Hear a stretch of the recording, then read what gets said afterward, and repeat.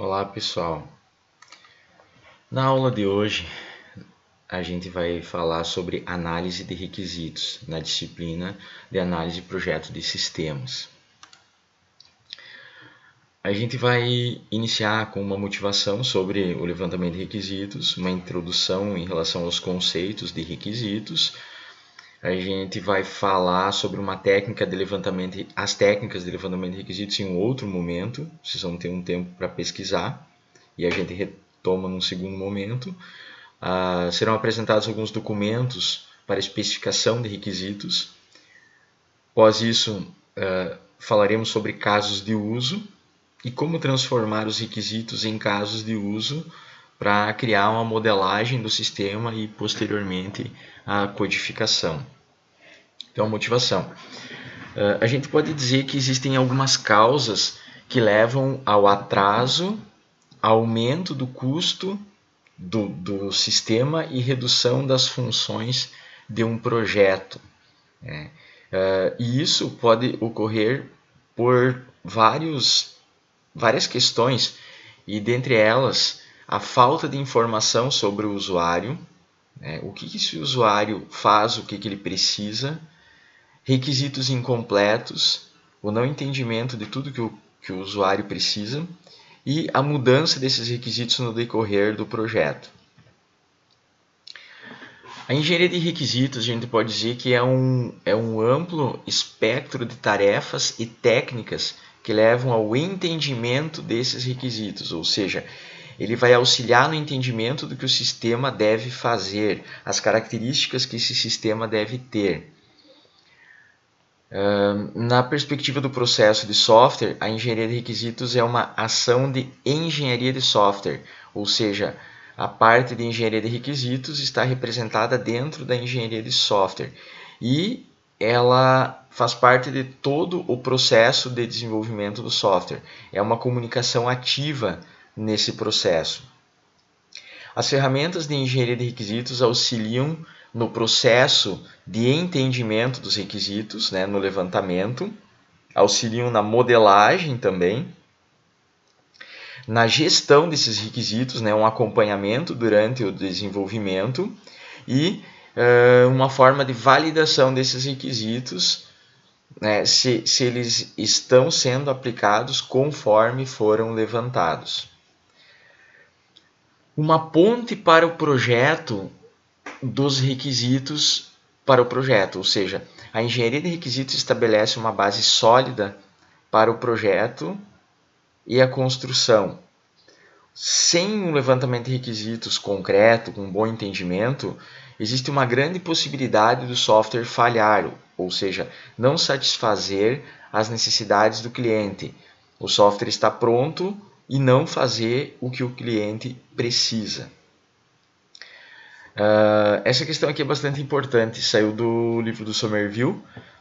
A parte mais difícil da construção de um sistema é decidir o que deve ser desenvolvido, é entender o que precisa ser construído. E nenhuma outra parte pode inutilizar o sistema, porque se você entendeu o software, o que o cliente precisa de uma forma errada, você vai documentar, vai modelar, codificar, testar com base no que você entendeu e quando entregar para o cliente não vai fazer o que ele precisa para suprir as suas necessidades. Então é muito difícil corrigir isso se forem descobertos os problemas lá no final. Então o levantamento de requisitos é fundamental que ele seja bem claro, bem feito, com o entendimento de todas as necessidades do cliente.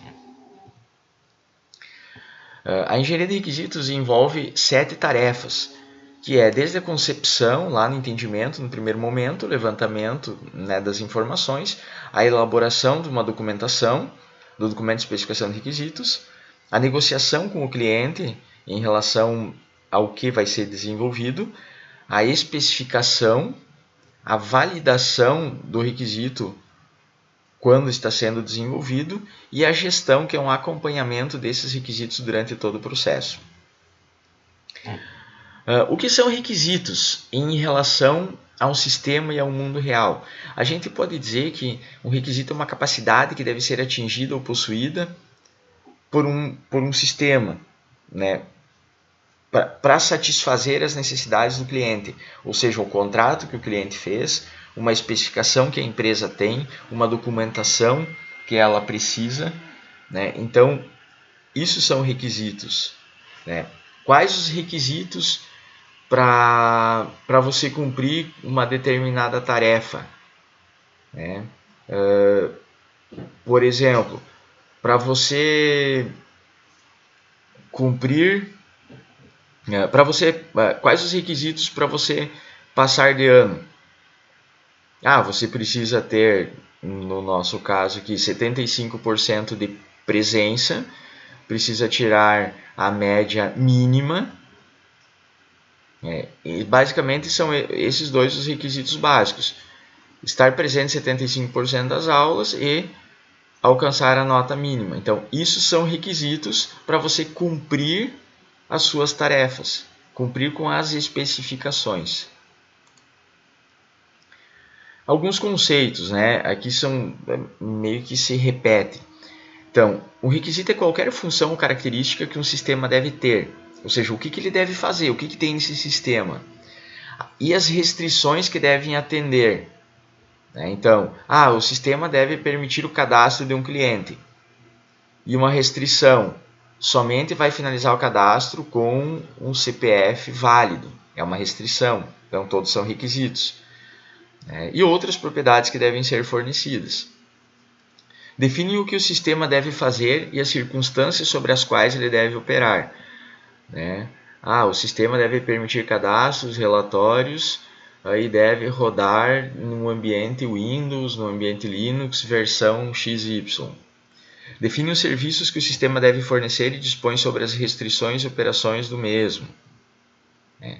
Quem que faz esse processo? Todos os envolvidos. Engenheiros de software, engenheiros que são os engenheiros de requisito, analistas de sistemas, analistas de requisitos, depende do tamanho da empresa, vai definir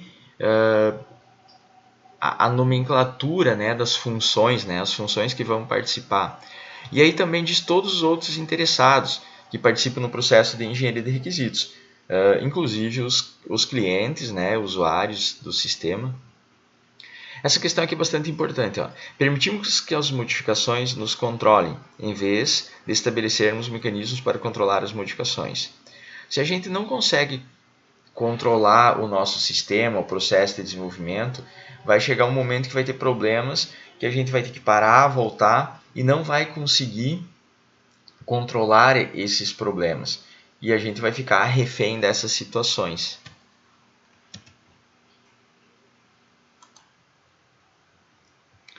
Quais as funções de um analista de requisitos? Então, ele deve realizar o levantamento de requisitos, entender o que o cliente precisa, especificações do projeto de TI, desenvolvendo soluções para os processos, ou seja, o sistema deve fazer isso e deve ser solucionado de tal forma.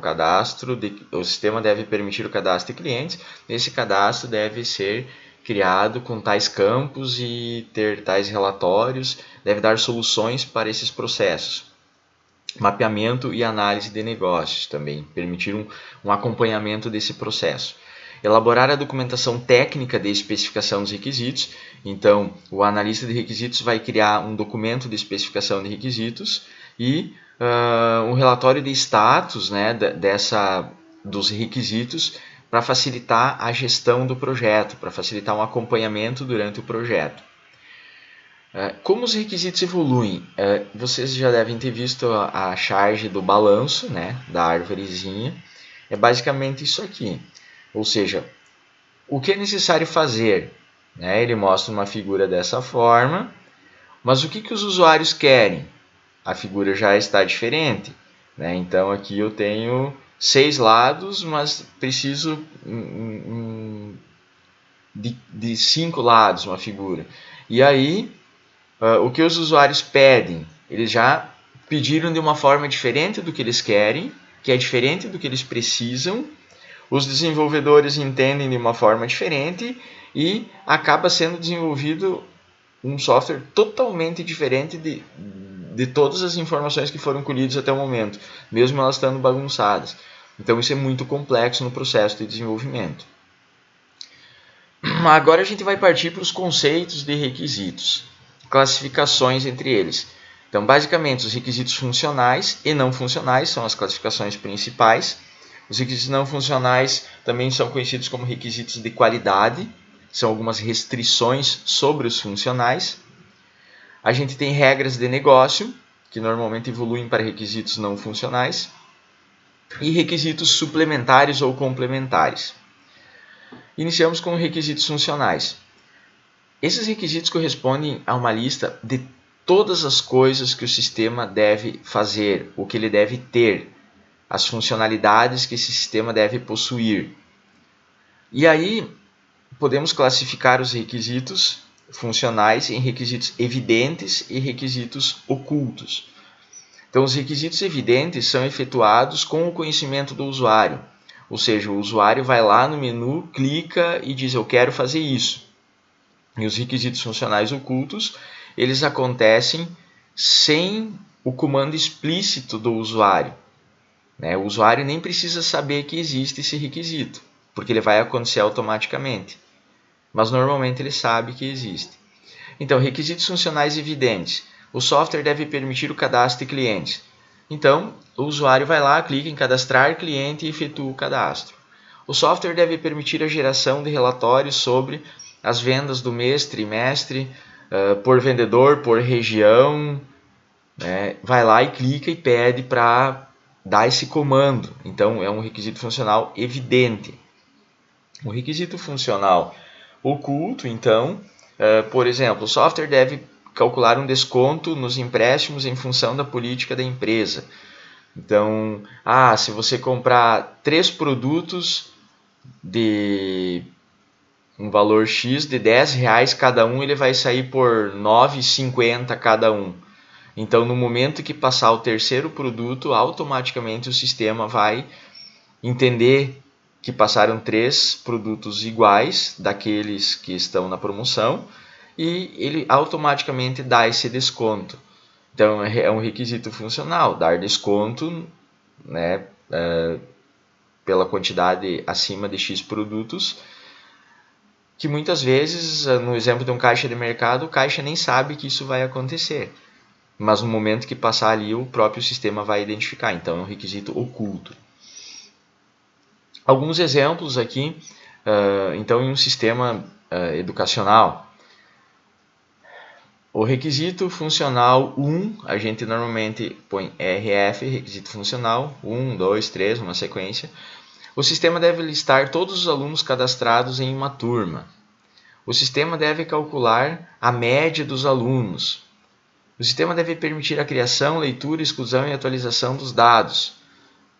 Daí a gente tem requisitos não funcionais, que seriam restrições, depois a gente vai falar sobre isso, desde que não faça com que o sistema perca informações importantes. Então, exclusão de dados no sistema. Não pode excluir o histórico de um aluno. Então, isso é um requisito não funcional, uma restrição. O sistema deve gerar um relatório com a média dos alunos da turma.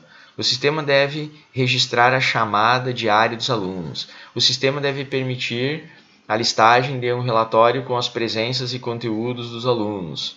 O sistema deve permitir listar os alunos aprovados ou as notas com aprovado e reprovado. Então, todas essas funcionalidades são requisitos funcionais. Requisitos não funcionais ou requisitos de qualidade. Então, esses requisitos são atributos de qualidade ou restrições sobre os requisitos funcionais. Eles dão permissões ou restrições sobre as funcionalidades. Então, definem os atributos do sistema enquanto ele executa o seu trabalho. Então, alguns exemplos. O software deve ser compatível com o Windows Media Player versão tal ou superior. O software deve exibir mensagem de alerta quando o usuário executar uma operação indevida. Por exemplo, o software deve permitir em campos numéricos que o usuário digite somente números reais, ou inteiros conforme a necessidade. Então, são restrições.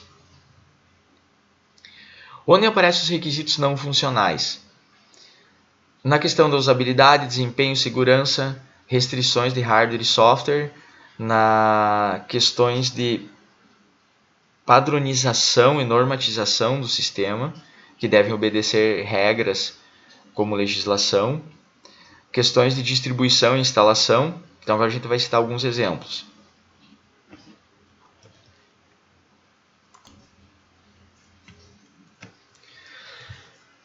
Requisito não funcional 1. O sistema deve emitir o relatório da média dos alunos em no máximo 5 segundos. É questão de desempenho. Olha só, o requisito funcional, permitir a emissão de relatório de média dos alunos. Não funcional, a emissão deve ocorrer em no máximo 5 segundos. Então, o não funcional é uma restrição de tempo sobre o funcional. O sistema deve ser executado no sistema operacional Windows 8 ou superior, ou Linux, Ubuntu. É uma restrição de software. O produto será desenvolvido para máquinas com no mínimo 2 GB de memória RAM. É uma restrição de hardware. Então, se tiver menos que isso, não vai funcionar. Ou vai ser muito ruim. A interface do módulo de relatórios deve ser orientada ao uso de atalhos do teclado. Então, combinação de teclas para abrir janela, emitir relatório, enfim, N possibilidades. Então, envolve a questão de usabilidade. Apenas usuários com privilégios de acesso de auditor poderão visualizar históricos de transações de clientes. Então, o supervisor ou auditor, né, pode visualizar, nem todos, não está liberado isso. Então, são restrições de integridade e segurança. O exemplo, em um consultório médico, por exemplo, tem um sistema, tem a ficha do paciente, né, com os seus dados, suas informações. Lá na recepção, a pessoa que trabalha lá vai ter acesso ao telefone, endereço, nome, horários, para entrar em contato. Porém, o requisito não funcional vai restringir o diagnóstico da consulta, né, do paciente, o que ele tem. Então, somente o médico, por questões legais, vai ter acesso a isso. Então, também são restrições de integridade e segurança. Aí um exemplo bem antigo, né, de uma videolocadora. Registrar o empréstimo de um DVD é um requisito funcional. Você vai emprestar a mídia. Estabelecer o tempo do empréstimo dessa mídia não pode ser superior a 48 horas. Então, isso é uma restrição, requisito não funcional. Regras de negócio. Descrevem como uma dada funcionalidade deve ser realizada. São provenientes do próprio negócio. Então, isso vem de normas da empresa, de políticas da empresa, das leis, né, da legislação, tem que obedecer, por exemplo, a questão de tributação, e devem ser considerados na execução do processo existente da organização. Então, todos os requisitos devem respeitar essas regras de negócio. Então, regra de negócio número 1. A média para aprovação da instituição é média 6. Então, o requisito funcional, calcular a média. Requisito não funcional, fazer com que o aluno seja reprovado caso a média seja menor que 6. Isso vem de uma regra de negócio. Um professor só pode ministrar aulas nas turmas em que ele tem habilitação. Então, isso é uma regra de negócio. O professor pode lecionar em uma turma e ser aluno em outra. É uma regra de negócio, nada impede. Requisitos suplementares ou complementares informam restrições e ou limites que se aplicam ao sistema como um todo. Então, são requisitos mais gerais. Exemplo, em todas as telas do sistema deve existir um botão para imprimir. Então, isso é o padrão. Então, é um requisito complementar. Você não vai... lá no cadastro de clientes deve, requisito funcional, permitir a impressão. Tá, vai permitir. Mas isso pode ser colocado como requisito complementar, que todas as telas vão permitir a impressão de um relatório. Ou um botão de ajuda também. Características dos requisitos de alta qualidade. Então, os requisitos devem ser claros, bem escritos, né? Para que seja possível entender o que esses requisitos são, o que eles devem fazer. Eles devem ser completos, bem detalhados, sem ambiguidade, para que você não entenda errado na hora de modelar e desenvolver. Eles devem ser implementáveis, ou seja, possíveis de serem desenvolvidos. O cliente quer um requisito que faça uma mágica no teu sistema, que não vai ser possível. Então, esse requisito não tem qualidade e nem deve ser nem deve passar, né, dessa etapa. E eles devem ser testáveis também, senão o requisito vai ficar o sistema vai ficar a risco. Modelagem do negócio. Algumas questões para um estudo de viabilidade. Então, antes de se desenvolver um sistema, deve-se pensar na viabilidade desse projeto. Qual a necessidade da empresa com esse projeto? Por que ela precisa desse projeto? Por que ela precisa desse software? Por que ela vai investir nesse sistema?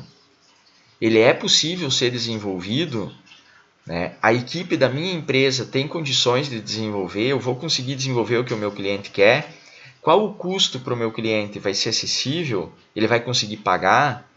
Eu vou conseguir desenvolver no tempo que ele quer esse software?